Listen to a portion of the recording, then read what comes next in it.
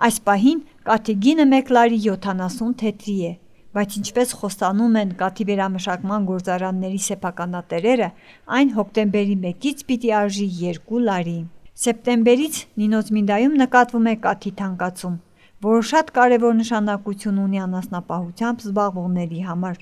Չնայած տարվա այս սեզոնին արոտավայրերը սկսում են չորանալ ու կաթը նվազել, բայց այնուամենայնիվ, ինչքան էլ գինը բարձր լինի, միևնույն է, օգուտ է անասնապահությամբ զբաղվողների համար։ Այս վերջերս իմացել ենք, որ կաթին գինը բավականաչափով բարձրացել է գինը, որը շատ զարմանալի է եւ շատ հաճելի է լսել այդ խոսակցությունները։ Իհարկե բնակչությանը գյուղատնտեսությամբ, հատկապես անասնապահությամբ զբաղվող մարդկանց համար շատ կարևոր է ու շատ ձեռնտու գին է։ Լավ է, ասենք 2 լարով իմացել եմ որ կա, լավ 2 լարով էլ լինա, քան տեսենք 50 կապեկ, 70 կապեկ, լարի 20 կամ ինչ։ Վերնորիսար վտարությամբ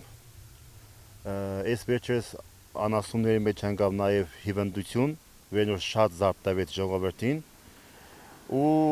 փարքասու կաթը կոնե հանգցավ ժողովրդին կոնե քիչմ ձերկ բեռնվի այդ իմաստով,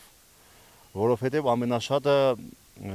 կաթին գինն է էժան մերքով, հիմա պանիրը շատ էժան գնով կուտանք ու շատ վատ է, բայց լավ է որ հիմա արդեն կոնե 2 լարով կուտանք ժողովրդին։ Դիք շատ ծերնդու է ու շատ հաճելի է։